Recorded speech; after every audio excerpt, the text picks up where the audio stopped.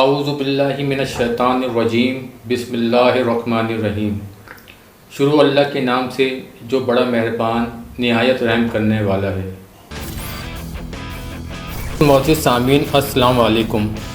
اگر آپ ہمارے چینل پر نئے ہیں تو ہمارے چینل کو سبسکرائب کریں، شیئر کریں، لائک کریں اور بیل کے آئیکن کو پریس کریں تاکہ آپ کو ہر نئی آنے والی اپڈیٹس سب سے پہلے موصول ہوں۔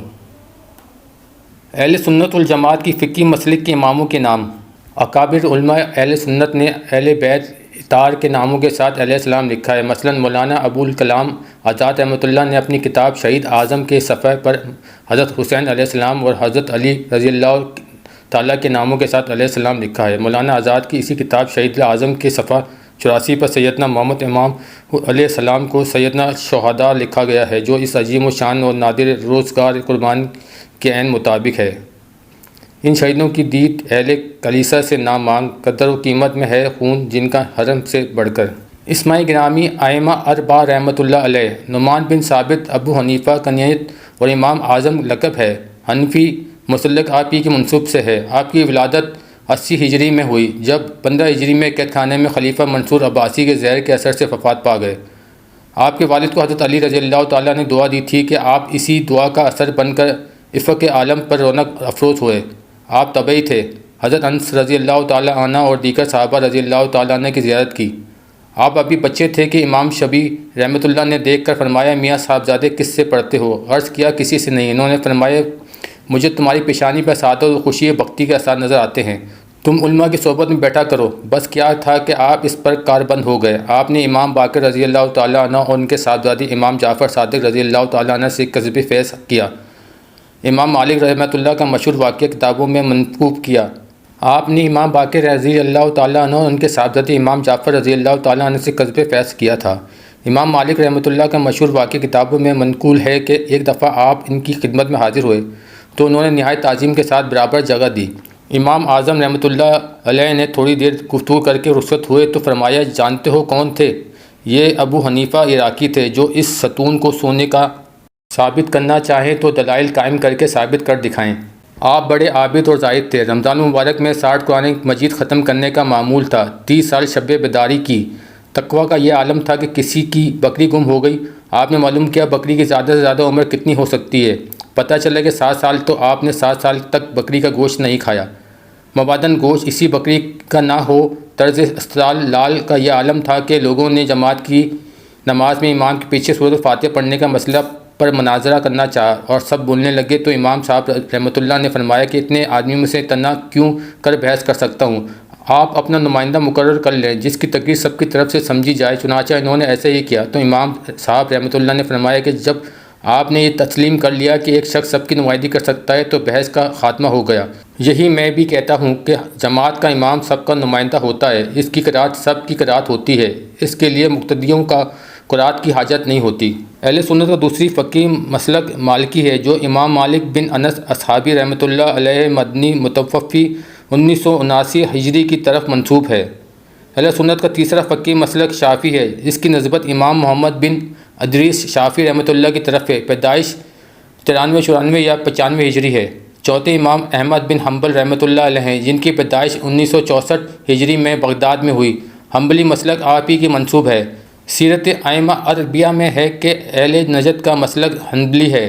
دوستوں، یہاں یہ واضح کر دینا ضروری معلوم ہوتا ہے کہ چاروں ائمہ برحق ہیں، ان میں سے کسی ایک کی پیروی کی جائے تو دیگر ائمہ کی پیروی کرنے والوں کو ہدف ملامت نہ بنایا جائے، اس سے اہل اسلام کی تضییق ہوتی ہے۔ فی زمانہ مسلمانوں میں یہ مرض بڑھتا جا رہا ہے کہ وہ صرف ایک ہی مسلک کو حق اور دوسرے کو باطل قرار دینے پر اپنی توانائیاں صرف کر رہے ہیں، لہذا اس سے اعتراض کرنا چاہیے۔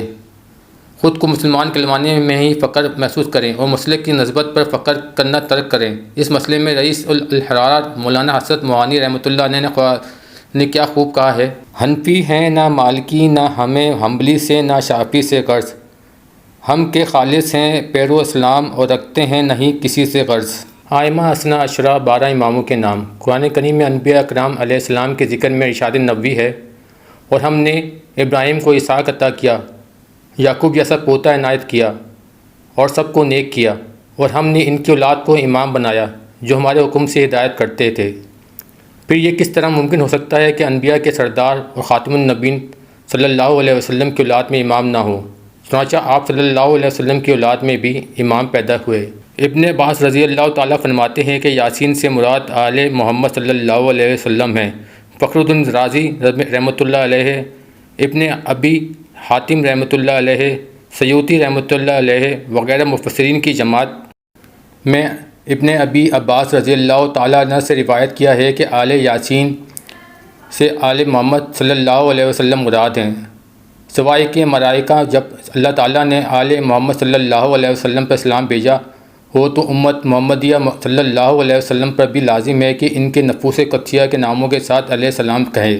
مفسرین کی جماعت میں ابن ابی عباس رضی اللہ تعالیٰ عنہ سے روایت کیا ہے کہ آل یاسین سے آل محمد صلی اللہ علیہ وسلم مراد ہیں، سوائے کہ ملائکہ جب اللہ تعالیٰ نے آل محمد صلی اللہ علیہ وسلم پر اسلام بھیجا ہو تو امت محمدیہ صلی اللہ علیہ وسلم پر بھی لازم ہے کہ ان کے نفوس قدسیہ کے ناموں کے ساتھ علیہ السلام کہے۔ سیدنا امام علی مرتضیٰ علیہ السلام، امام حسن علیہ السلام، امام حسین علیہ السلام، امام زین العابدین علیہ السلام، امام باقر علیہ السلام، امام جعفر صادق علیہ السلام، امام علی موسیٰ کاظم علیہ السلام، امام علی رضا علیہ السلام، امام محمد تقی علیہ السلام، امام علی تقی المعروف بحادی الحجو علیہ السلام، امام حسن عسکری علیہ السلام، امام محمد المہدی علیہ السلام۔ حضرت ابراہیم علیہ السلام نے اپنے خواب کے مطابق اپنے فرزند حضرت اسماعیل علیہ السلام کو لٹا کر جب قربان کرنا چاہا، جیسا کہ فرمایا، جب دونوں نے حکم مان لیا اور باپ نے بیٹے کو ماتے کے بل لٹا دیا تو ہم نے ان کو پکارا کہ اے ابراہیم علیہ السلام، تم نے خواب کو سچا کر دکھایا، ہم نیکوکاروں کو ایسا ہی بدلہ دیا کرتے ہیں۔ بلا شبہ یہ سری آزمائش تھی اور ہم نے ایک بڑی قربانی کو ان کا فدیہ دیا اور پیچھے آنے والوں میں ابراہیم علیہ السلام کا ذکر خیر باقی چھوڑا۔ ابراہیم علیہ السلام پر سلام ہو۔ حضرت ابراہیم علیہ السلام پر سلام اس وقت آیا جب انہوں نے قربانی کا اقدام کیا، حالانکہ قربانی ہوئی بھی نہیں۔ حضرت علی رضی اللہ تعالیٰ عنہ کے خاندان میں امام حسین علیہ السلام نے تو نہ صرف اپنی بلکہ اہل و عیال کی قربانی دے دی، تو آپ پر اور آپ کے آل پہ کیوں نہ سلام ہو؟ اس لیے اب برزیدہ ہستیوں کے نام کے ساتھ علیہ السلام کہنا اور لکھنا ازوائے قرآن مجید رواں ہے۔ اگر آپ ہمارے چینل پہ نئے ہیں تو ہمارے اس چینل کو سبسکرائب کریں، شیئر کریں، لائک کریں اور بیل کے آئیکن کو پریس کریں تاکہ آپ کو ہر نئی آنے والی اپڈیٹس سب سے پہلے موصول ہوں۔ دوستوں، اگر آپ کو ہماری کاوشیں اچھی لگیں تو ہمارے چینل کو لائک کریں، شیئر کریں، سبسکرائب کریں۔ جزاک اللہ خیر۔